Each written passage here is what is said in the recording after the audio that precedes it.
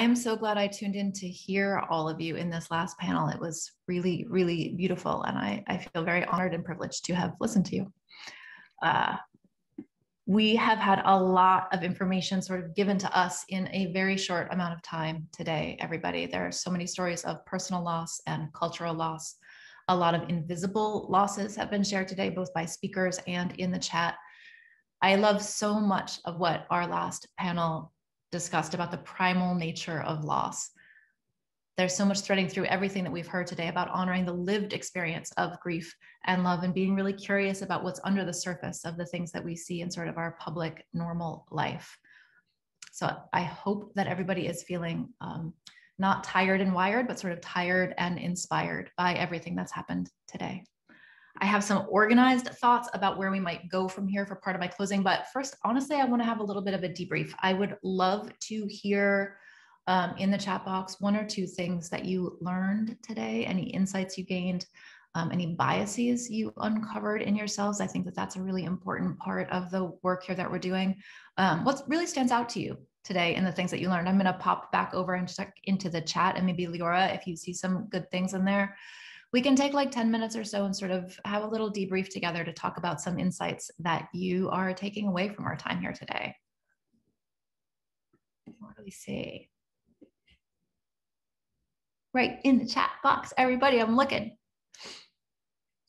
Oh, I think when you're doing actual questions, you can use the Q&A thing, but if you just want to do some insights, that you can just put them in the chat and I'll just sort of pick through what I catch as they go by. Yeah.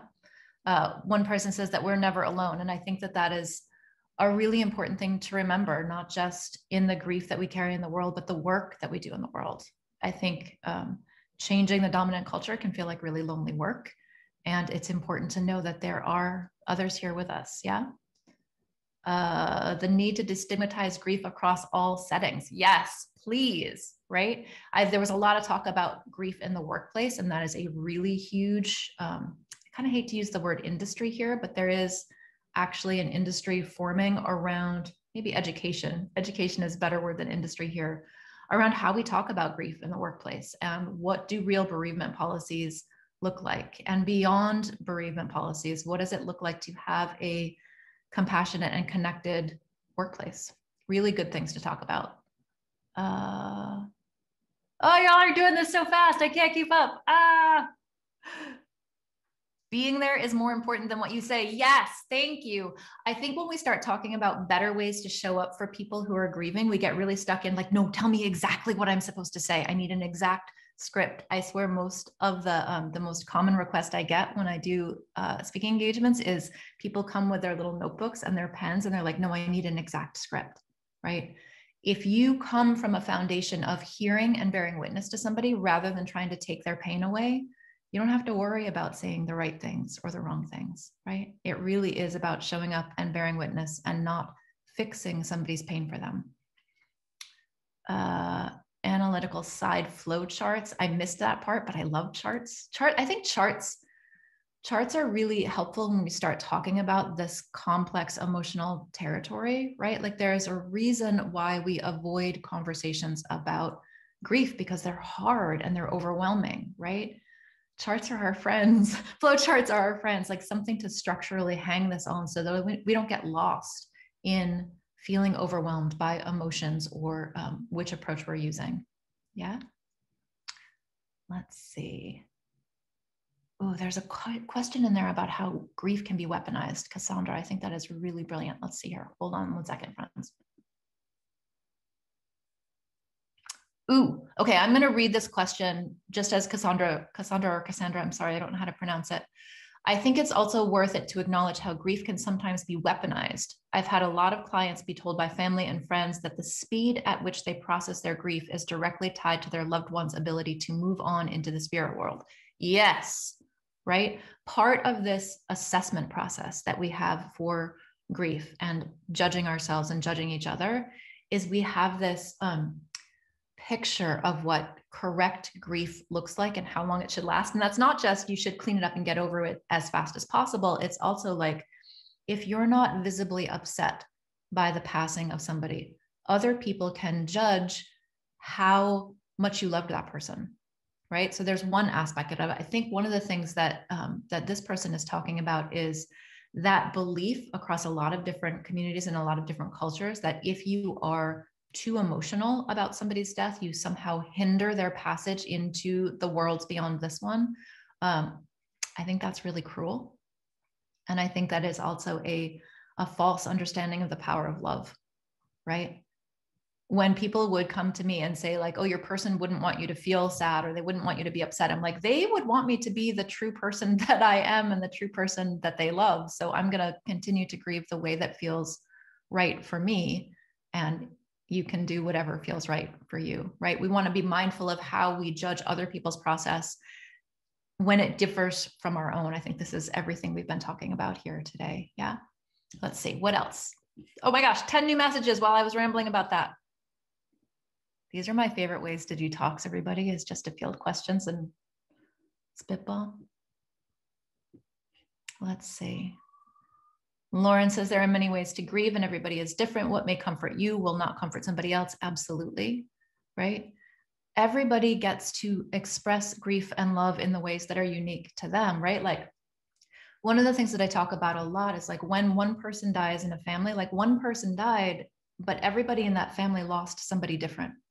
Because every relationship we have is different from the one next to us. So if your dad dies and you have siblings, you all lost your dad, but you each lost a different person. Because each love is unique, each grief is also unique. And we can be curious about that instead of coming at differences with condemnation, right? Curiosity over condemnation as professionals, as friends, as allies, as members of community, right? There are so many different ways to human. It's cool if we're curious about it, but it makes a very small world if we come to those differences with judgment and condemnation instead of curiosity. Somebody said, I learned that it's okay to cry. Anthony says, in my culture, we are told not to cry about somebody's passing unless we were there for them when they were present. That's, I mean, again, a lot of these questions, a lot of the insights here are really kind of boiled down to, wow, I get to grieve the way that I grieve and nobody gets to tell me how to do it differently. And I think that is something really powerful to take with us, that how you express grief is really part of how you express love. And again, everybody does that differently. Yeah. Let's see if there's a couple more things here to talk about before we go into my ranting.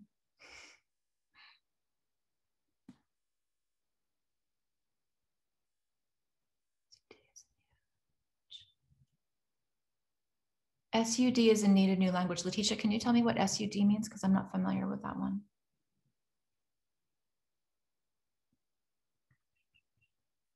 It usually, I can chime in, it usually that refers to substance use disorder. Oh, thank you. Substance use distress. Excellent. Yeah, I mean, that's, so Letitia, you're talking about substance use disorder is in need of new language. Some consumers are grieving, right? Like, what is addiction but pain trying to speak, right? Pain is grief. So I think, I mean, this sort of brings us into a much bigger discussion about the disorder pathology language in the wider model of Western psychology.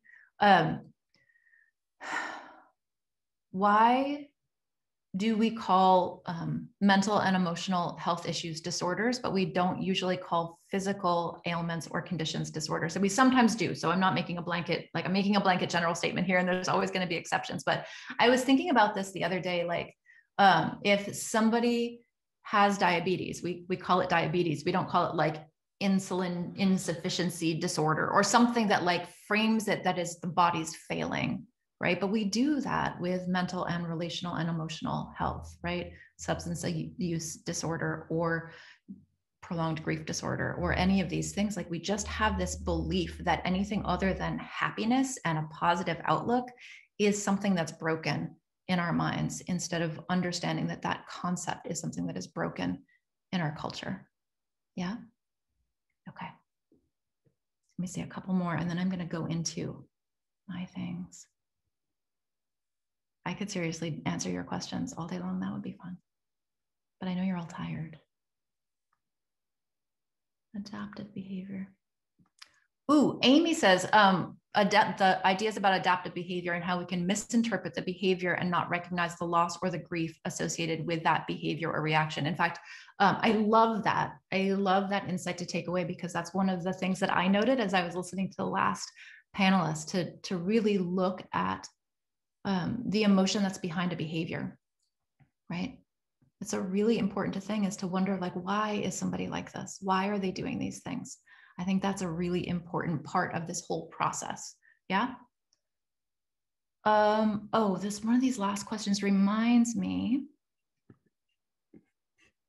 Somebody asked earlier a question for me. So somebody asked a question about the stigma of deaths due to COVID and how some people aren't sharing their person's cause of death because there's this kind of like this claim to public discourse around any kind of death related to COVID, right? Because it's such a hot topic, hot button issue, that like people don't want to say that their person died of COVID, because then there's like this unspoken invitation to talk about, like, were they vaccinated? Were they not vaccinated? Like, how dare they? Public health, blah, blah.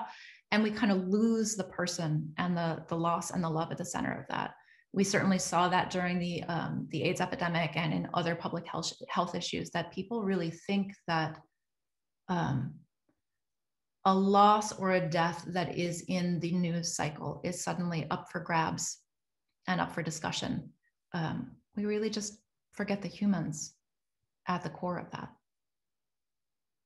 There's one more thing that I want to pick up that Leora and I were actually talking about sort of off screen during a break. And it's this like dominant Western culture's view of how productive somebody is and how that plays into whether grief is allowable or grief is not allowable. Like, if you think about this, like, why is sadness bad?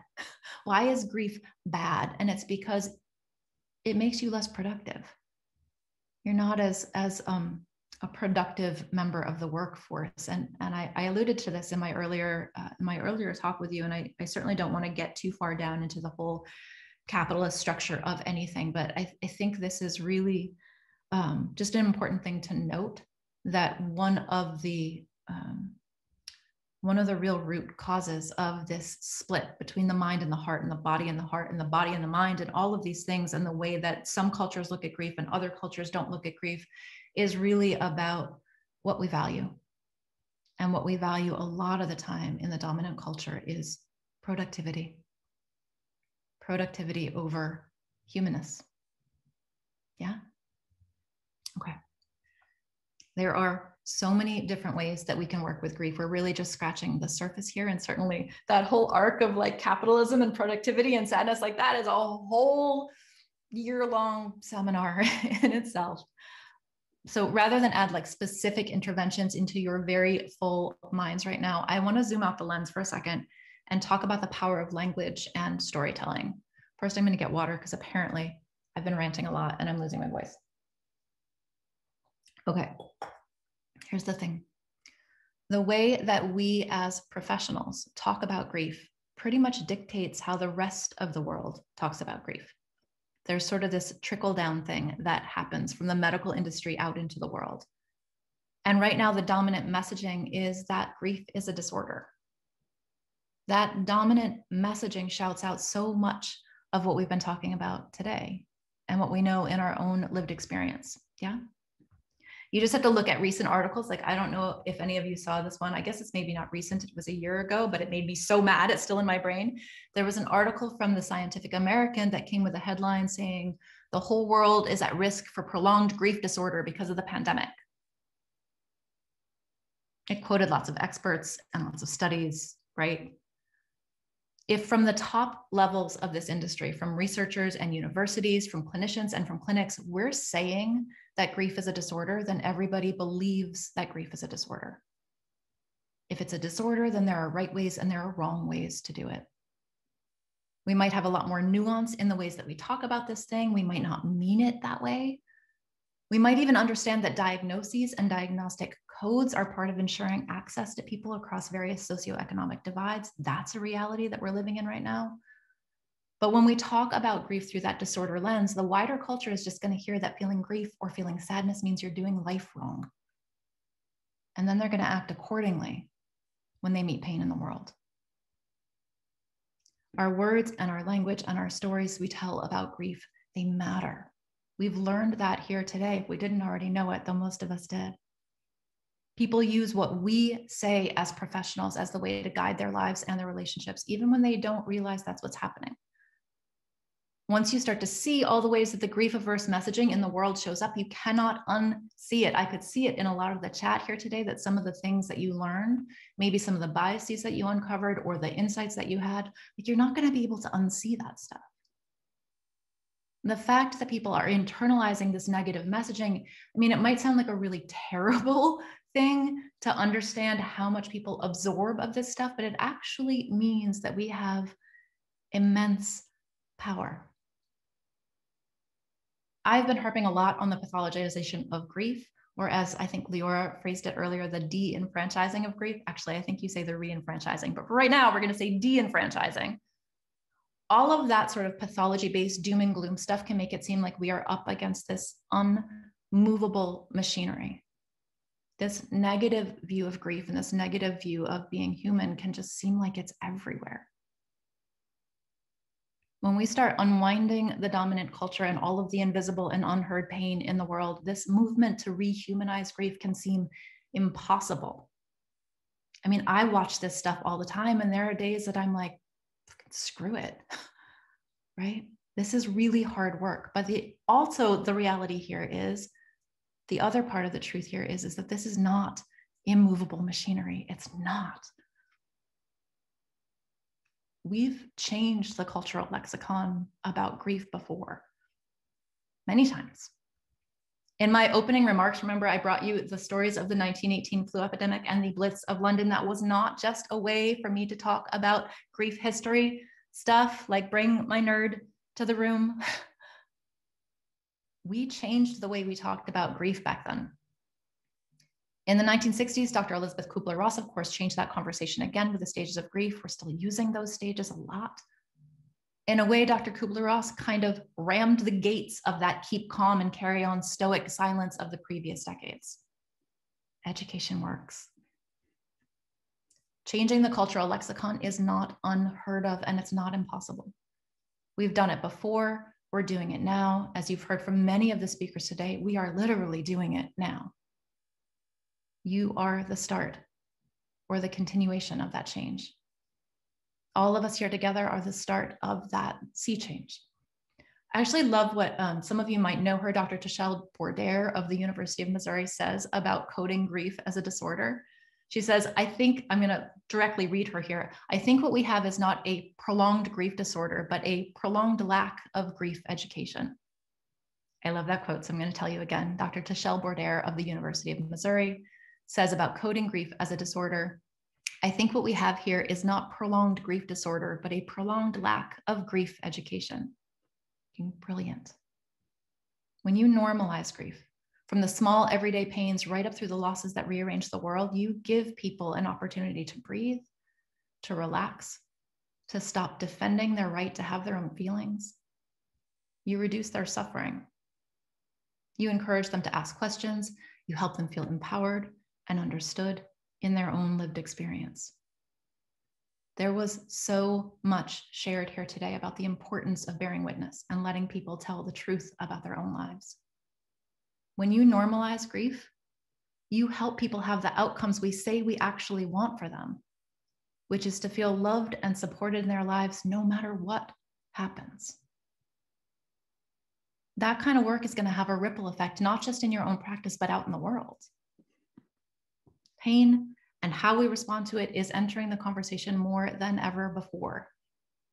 We know more about pain in other people, in other communities than we had access to before, in a lot of ways, in ways we didn't have ears to hear it before, yeah? No matter what your clients or your patients or your friends present with, grief is always in the room, which means we always have an opportunity to talk about it. As I said earlier, we have this chance right now while the whole world is hungry and ready for new ways to talk about pain. We have a choice. We can take that safe old route and just keep sidestepping this stuff and calling it a disorder because it's hard, or we can dive into what it really means to be human with all of its messy awkwardness and all of its complex discomfort. but it is going to take all of us to turn this stuff around. It's going to take changing the ways we talk about grief in our practices, in our communities, even the way we talk about it to ourselves. And that means a grassroots revolution is what we need, because taking on that machinery directly, well, not everybody signs up for that. But this kind of stuff, this is actually the cutting edge of human connection and relatedness. So you want to be at the forefront of emotional growth and community building. Stop fixing other people's pain and start hearing it instead. I make myself cry all the time, but this work is kind of everything. We can make things tangibly better for the people we love and the people we serve. We can make things better. We can change that dominant emotional paradigm that says that pain is a problem.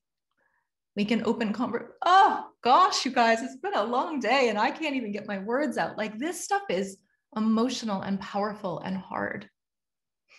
But we can open these conversations about grief, which are really conversations about love. And we can get comfortable with sitting inside the truth, even when the truth breaks our hearts. As you go out into this world, I want to come back to that question that I shared with you earlier. What do I believe about grief? Your answers to that question and the actions that come from those answers, they're going to have immense impact on the world. It seems like a daunting task ahead, knowing what we know. And in some ways, it is a freaking daunting task. I'm not going to lie, this work is hard and there's a lot of work to do. Pain aversion runs deep. But you can use your words and your presence to help lay a foundation that will help all of us respond to the pain of the world. As professionals and as allies, lean on each other. Talk about this stuff. All of us working together, we can make a more grief-literate culture. There's power in that work, everybody, and that's what I want to call you into. Acknowledging grief won't fix anything, but it could change everything. Thank you for being here, everybody. Not just in this training, but here in the world. Have a great day tomorrow. Have a great time in your body centering that's going to come right after I finish up here. You can find me, Felicia, if I do have one more slide. You can find me on social at the handles on the slide at Refuge in Grief. I've got some trainings and some events coming up this year. You can find those at megandevine.co for information there. But that's all I got, friends. Go forth and be awesome. When you say that's all you got, that is just amazing. Everything. Thank you so much, Megan. I don't even know how we can thank you for being with us today. As you were speaking, the chat box filled with comments after comments and questions that you answered so candidly. And I felt I was nodding along the whole time. And I know that if we saw all 500 and some participants, everybody would also be head nodding that we might be headbangers for a rock concert or something like that. So thank you. We're so lucky to have had you for this experience. Thank you again, Megan. Yeah, you're welcome. Thank you. Yeah. Bye, friends.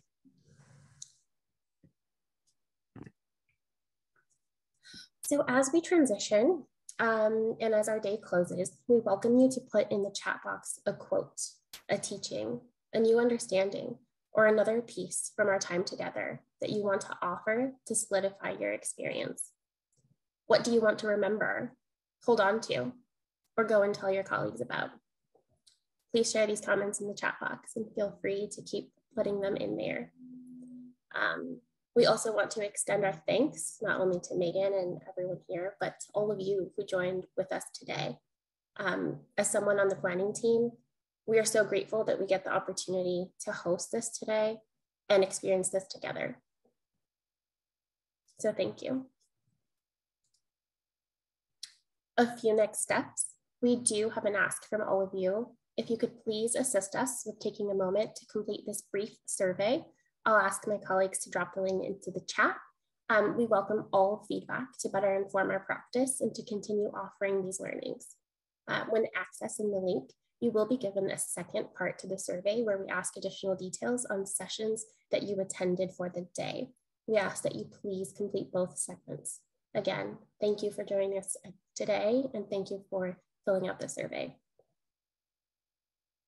We'd also like to invite you to join us for day 2, which is a full day of learning focused on school communities and school mental health. And if I can also have a colleague put that in the chat for the link to register, we would love to see you again tomorrow. On the horizon, we do have our optional practice of somatic integration and regulation with Monique coming up. I just have one more quick lightning round of thank you.